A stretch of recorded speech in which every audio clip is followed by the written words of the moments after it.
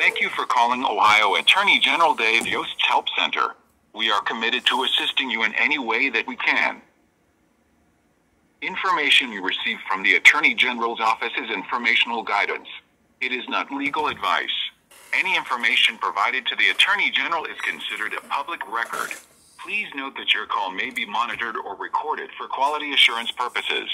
For questions about tax offset, press 1.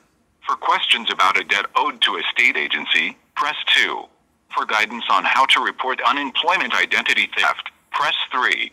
For questions about a background check, press 4. For all other calls, please press 5 or stay on the line for the next available representative. Press star to repeat this. Please hold while we transfer your call to the next available agent.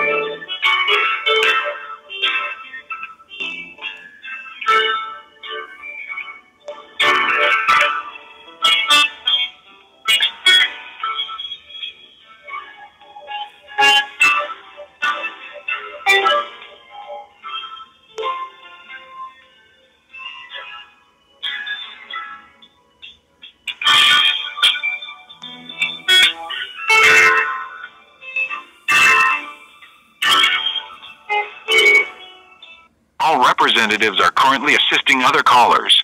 Please stay on the line for the next available representative. Skip the wait. To submit an online inquiry, please visit www.ohioattorneygeneral.gov and click the contact link at the top of the page. One of our representatives will respond to your communication utilizing one of the forms of contact you provide to our office.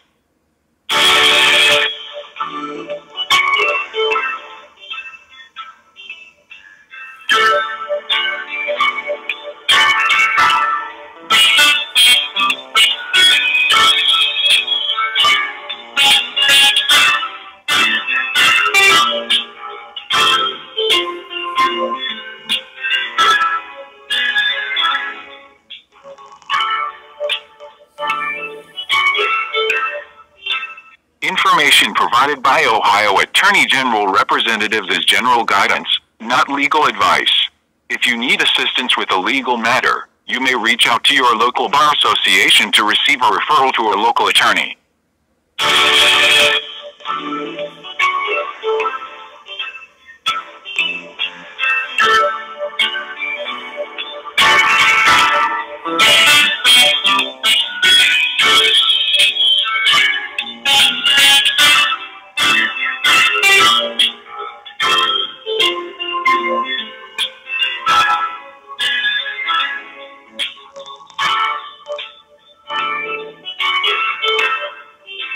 Our Consumer Protection section offers online forms for submitting consumer complaints and reports of unwanted calls.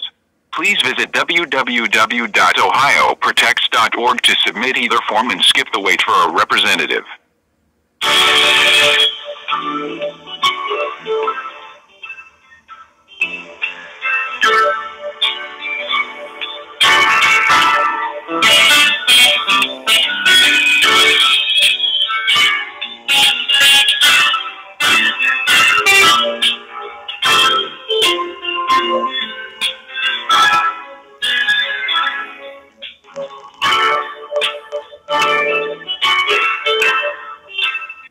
Did you know, if you purchase a used vehicle, as is, then all problems with that car are your responsibility?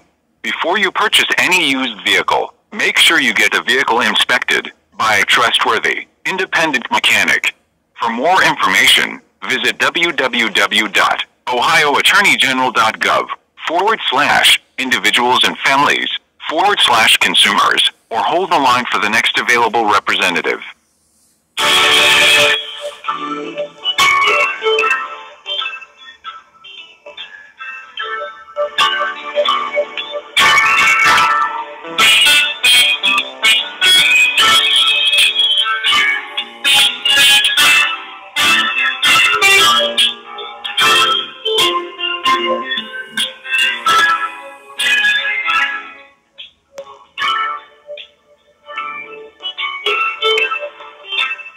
you are calling regarding Ohio unemployment identity theft, such as your identity being used to defraud unemployment, a report can be made directly to the Ohio Department of Job and Family Services by visiting www.unemploymenthelpohio.gov.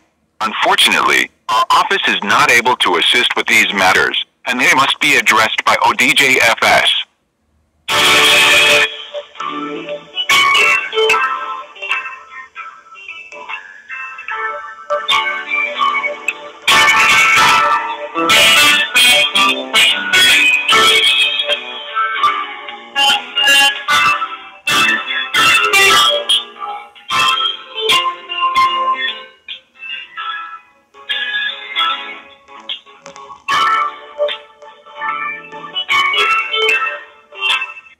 An ounce of prevention is worth a pound of cure. So before you buy, check a company's reputation with Attorney General Dave Yost's office and the Better Business Bureau. To learn more, visit www.ohioattorneygeneral.gov/individuals and families/consumers, or remain on the line for the next available phone representative.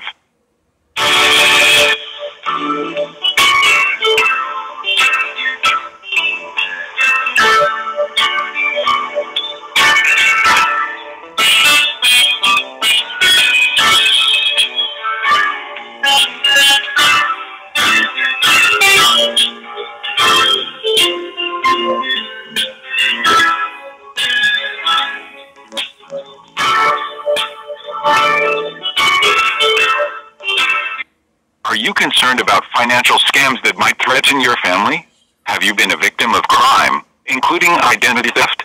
Has a business treated you unfairly? Ohio Attorney General Dave Yost helps protect Ohioans who are preyed upon by unscrupulous business practices. For more information on how to protect yourself and your family, visit www.ohioattorneygeneral.gov/individuals and families/consumers, or remain on the line for the next available representative.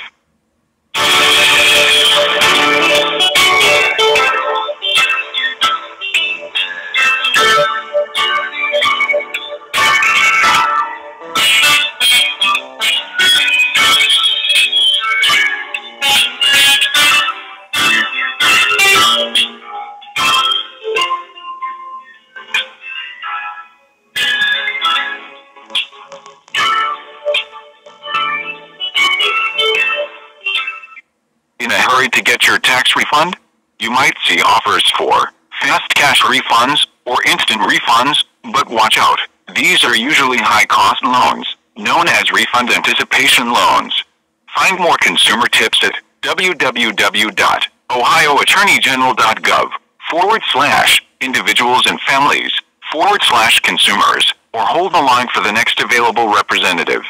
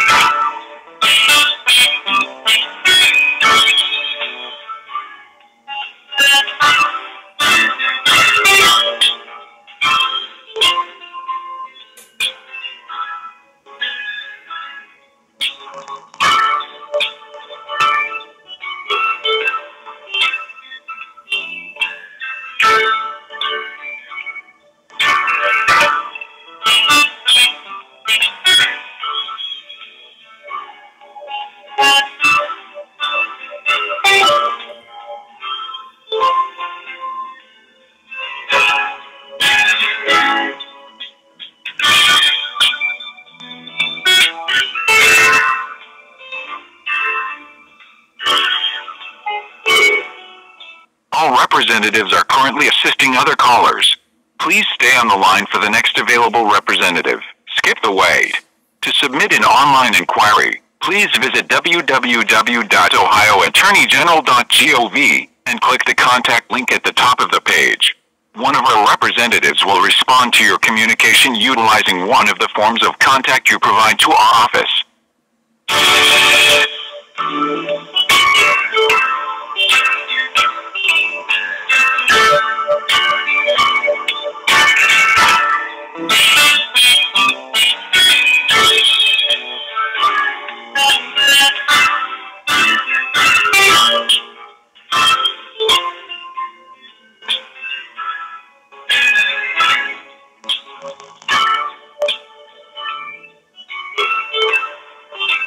Information provided by Ohio Attorney General representatives is general guidance, not legal advice. If you need assistance with a legal matter, you may reach out to your local bar association to receive a referral to a local attorney.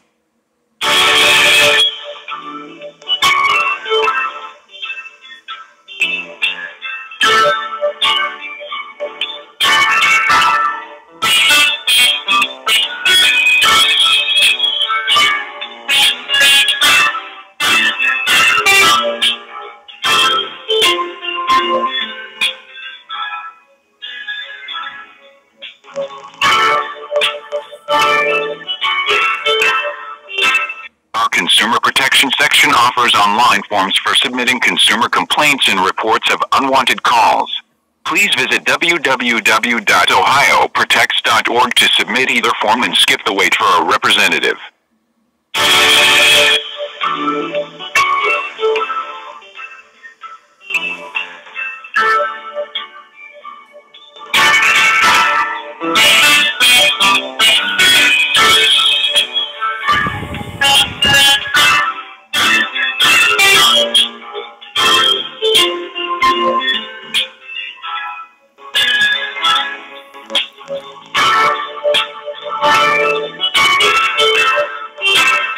Did you know, if you purchase a used vehicle, as is, then all problems with that car are your responsibility?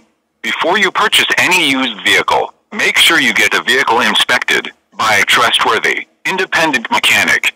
For more information, visit www.ohioattorneygeneral.gov/individuals and families/consumers, or hold the line for the next available representative.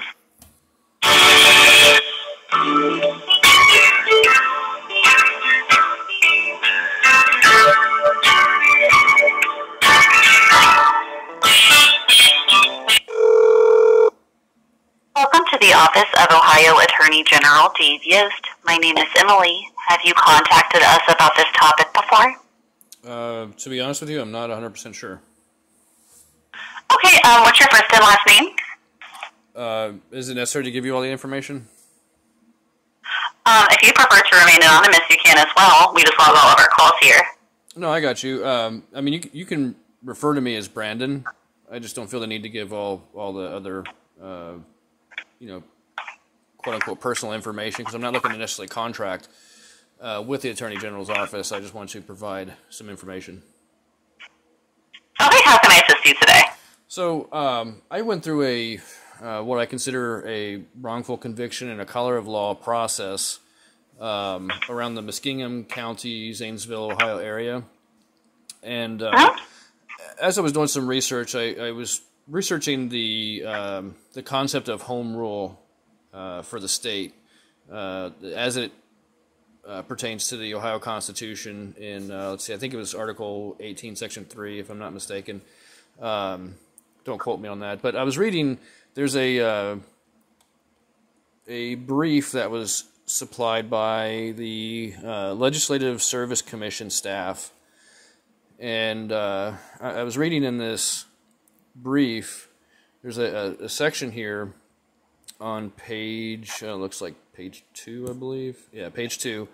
There's a paragraph that reads, the power of local self-government granted to municipalities by Article 18 relates solely to the government and administration of the internal affairs of the municipality, and in the absence of a statute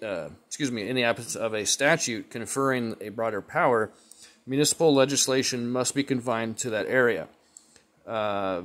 and then it says citation omitted in brackets, and then it continues and says, where a proceeding is such that it affects not only the municipality itself, but the surrounding territory beyond its boundaries, such proceeding is no longer one which falls within the sphere of local self-government, but is one which must be governed by the general law of the state. Now, with that being said, I also read in the margin here, towards the top of that same brief that was dated, let's see, it's volume 133, issue 5, from February 12, 2020, of that brief that I was referring to from the Legislative Service Commission staff. And it says here in the margin, it says, municipal home rule authority is derived directly from the Ohio Constitution. Court determinations are the law on self-executing constitutional authority. So, in reading both of those sections and comprehending what it's saying, essentially is that the court, if you will, the local court, and their determinations of law in that court is essentially their practice of self-governance. However, if there's a situation like, for example, what I experienced, where there's a state law or statute that regulates loud and excessive noise, disturbances of the peace and so forth, and including a local ordinance as well that is in line with that, but on both accounts, the municipal law and the state law was ignored, so that way these public servants could drag me through a color of law process to deprive me of my rights and to essentially terrorize me, in multiple different instances, threaten my life and property, in an attempt to silence my complaints about the noise at night that was very disturbing, that prevented me from being able to get any rest or relaxation at the property that I was at, that I was investing into. And because of all of this, I've been forced to leave the area, walk away from the property for my own safety because of the actions of these public servants, not only in the municipality itself, but also at the county level, which is, I guess, also considered a municipality. But from my perspective, in reading some more details about the home rule situation with Ohio, is that according to the Constitution, that they're not allowed to essentially conflict with the general laws. So if there is a general law for the state that requires the municipality to address noise concerns, disturbances of the peace and such, then they should have been required to follow that law, and that law should have given them the authority to address the issue with the particular businesses making all the noise at night, using heavy equipment, heavy machinery. So, but instead of acting according to the law, the general laws that are already established, not only for the state but also even the municipality, they ignored these laws and, like I said, dragged me through a color of law process, which ended up terrorizing me. And after having so many guns put in my face and my life threatened, it was very disturbing. After being is this a police department or sheriff's department? What is this exactly? Well, it started with the police department for Zanesville. Okay. Okay. I was in contact with the public officials, the mayor, the public service department, or office, or what, I don't remember what they call it. There's public service and public safety. I started with the mayor and the public service department, and then once I confirmed with the mayor and I read the laws pertaining to all this, I started to lodge the complaints with the police department, so that way they would investigate the situation to get it on the record to identify officially the sources of the noise, to be able to address it through the courts. But through the process of me complaining about the noise and their refusal to address the noise, through the whole course of time that I was experiencing this, I was essentially being tortured by the noise, and these disturbing noise preventing me from sleeping at night, and which is very disruptive of my life and so forth. And so, sorry, I don't want to get off topic or off track. No, that's okay. So if you have a complaint against a police department, there is a law enforcement complaint hierarchy. So the first step would be to contact the chief of police within that department. Have you done that already? Yes. Okay, and then have you contacted their internal affairs department if they have one? I attempted to, but I was informed that they do not have one. Okay. They police themselves, is what they told me. Understood. Yeah. Okay. And so that if that step's not effective, then you can escalate that to the mayor. The mayor's over all municipalities, including the police department. Have you gone to the mayor's office yet? I have. I've been in contact with him the entire time. And as a matter of fact, before the current mayor was actually put in office, I was contacting him while he was going through his campaign process because of at the time, the sitting mayor at that time was. Let me try to think how to explain this without making it too complicated. So the former mayor that was in that position, acting as mayor, or was the mayor, however you want to say it, he was actually a former employee of one of these businesses that was committing the offense, that was creating the noise, the disturbing noise at night. And at first, while he was in office, I found it impossible to get any traction. And at that time, they attempted some color of law actions to try to get me hemmed up in the court, for lack of better terms. Essentially, from my perspective, it seemed that they were just trying to silence me, to prevent me from complaining. Maybe it was from nepotism, I'm not 100% sure, but it seems like that might be the case, being that the former mayor that was there when this all started was an employee of one of the particular companies for like over 20 years, I think. So there was an extensive history between him and this company, which, him acting to protect the company, from my perspective, would be a sign of nepotism. But then once... Okay, so anything beyond that would be the U.S. Department of Justice. They have a police misconduct provision that they'd be able to investigate this under. Would you like that number? I can provide that to you. I don't need it. I've got it, and I've been in contact with them. I've sent affidavits and other letters and correspondence to notify them of the situation, and they refuse to get involved. For one reason or another, they make excuses and don't bother to get involved, and so I've had to essentially attempt to face this all on my own without any actual oversight from the state. Obviously, with this home rule status, there is no oversight within the state, and of course, like you just mentioned, it falls on the Department of Justice or the FBI or any other related agencies that they might deem necessary. And for all intents and purposes, they didn't want to get involved for some reason. They ignored the affidavits. They ignored everything, the claims that I was making about the color of law processes and procedures.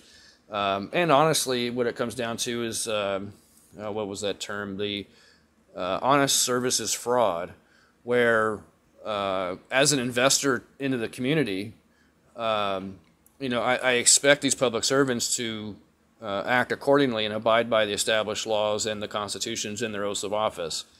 But when they don't do that, when they act outside those bounds, and they attempt to create law or precedent in the court, which is conflicting with state law, that's when it became a serious concern for me. And once I realized what was going on, I attempted to address it with the public officials there locally. But of course, they didn't want to pay attention to that, because I guess it's safe to say that it was just too profitable for them to drag me through the process, because then they could extort me for money and put me in a cage. Understood. Yeah. So then anything beyond that would be a private legal matter. The Ohio Attorney General serves as the legal counsel for state agencies, boards, and commissions, so we can't provide any legal advice to individuals or representation. I do have the numbers to Ohio Legal Aid or the Ohio State Bar Association if you would like them. I have both of those, and I'm not looking for legal representation. I appreciate the offer. I can handle this on my own. I'm just trying to make sense of how these public officials are allowed to essentially not only ignore established state law, general laws, but even their own for that matter, which would constitute a violation of the Constitution itself, where it says there specifically that they're not supposed to conflict with the general laws. So it would seem to me that if that's the case, then, this could easily, because of the fact that, for all intents and purposes, I guess, for lack of better terms, I purchased the property as a consumer, there should be protections for consumers, especially in this type of a situation, I would think. But I guess what you're telling me is that the Ohio Attorney General's office doesn't handle consumer issues either? So we have a consumer complaint, but that's not pertaining to real estate, or this matter would be specifically in a private legal matter, just based on these circumstances. So you can contact an attorney for any of those questions. How are you making that determination? Because you're asking for legal advice. No, I'm not. As far as the different questions. I can't provide the interpretation of any laws, so I can't tell you whether something is legal or not. That would be considered legal advice. I didn't ask you to give me any legal advice. I'm simply giving you the information from the situation that I experienced. And from what it sounds like... I can... Excuse me for talking while you're interrupting. Go ahead. No, that's okay. So I can forward this concern on to our administration. If they need additional information, they can reach out to you directly.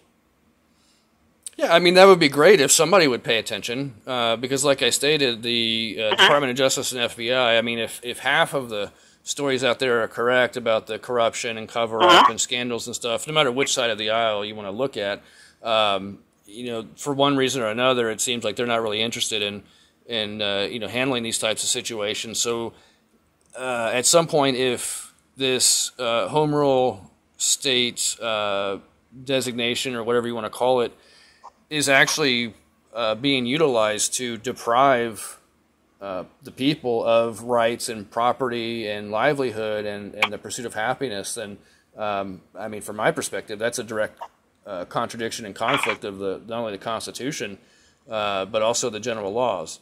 So I would think that, somebody from within the state would want to pay attention to this. But after dealing with the police department and all these different facets of the municipality, the mayor's office and so forth, and then not really caring either, and then being dragged to the county court, dealing with the court officials and the public servants at the county level, as well as the sheriff's department deputies and the corrections officers that run the jail. Essentially, they're all complicit in this color of law action also. So it seems from my perspective that now the municipality itself, Zanesville, and the public servants there are conspiring with the county level public servants to deprive people of their rights, because I guess they're just not competent enough to do it themselves. But I mean, that just seems absurd that they're allowed to essentially, gang up against. So I can... Understood. Yes, I'll definitely forward that concern on to our administration. And then if you want to, as far as, report any crimes within your county, you would need to contact the county prosecutor. They'd be able to investigate into the commission of crimes within that county. Well, see, that's interesting. So that is another step you can take. Well, sure, and I attempted that. As a matter of fact, I had a situation where the assistant prosecutor for the county had passed a counterfeit or fraudulent affidavit to an employee, a detective of the police department, in an attempt to deprive me of my rights and property. And when I addressed this issue, when I confronted them about it, I was able to get their confession recorded, and they admitted it. That they were just doing their job. They were doing as they were told. They didn't know anything was necessarily wrong, supposedly, even though they should have. They should have a duty to know the difference between an actual affidavit and a fraudulent affidavit. I mean, I would think that would be one of the first things that's probably taught in law school, being that almost every court case is based on an affidavit. So, that's one of the most basic things that they should know, what it is and what it isn't. And when you've got an assistant prosecutor passing a fraudulent affidavit to a detective, a tenured detective, by the way, in the local police department. And then when I addressed that with the actual county prosecutor, the lead prosecutor over that office for the county, he then ignores it as well. And to my knowledge, the assistant prosecutor is still working for that prosecutor's office. So it seems like that I was held to a higher standard because I wanted peace and quiet at night, whereas these people are apparently allowed to violate all kinds of laws and constitutional articles or amendments, if you will, and that's, I guess, perfectly okay. So it seems to me like it's more of a conflict of interest where, they don't want to bite the hand that feeds them, or, they're protecting their own, essentially, from my perspective. And that's a serious concern. Now, I do want to reference, just for clarity, there is a case number that can be looked up. It's in the Muskingum County Court of Common Pleas. And the case number is C as in Charlie, R as in Romeo, 2021 hyphen 0340. And anybody that looks at that case docket will see my multiple attempts to address the situation appropriately by providing actual real affidavits to the court clerk and personnel to establish my defense, essentially, to let them know that they were in the wrong. But all that was ignored, of course. And then on top of that, I had a situation where earlier... Excuse me? So I'll definitely forward this concern on to our administration, and like I said, if they need any additional information, they'll reach out to you directly, okay? You have a wonderful day, sir. Wow, that's very rude. I was in the middle of talking, and you're just going to cut me off?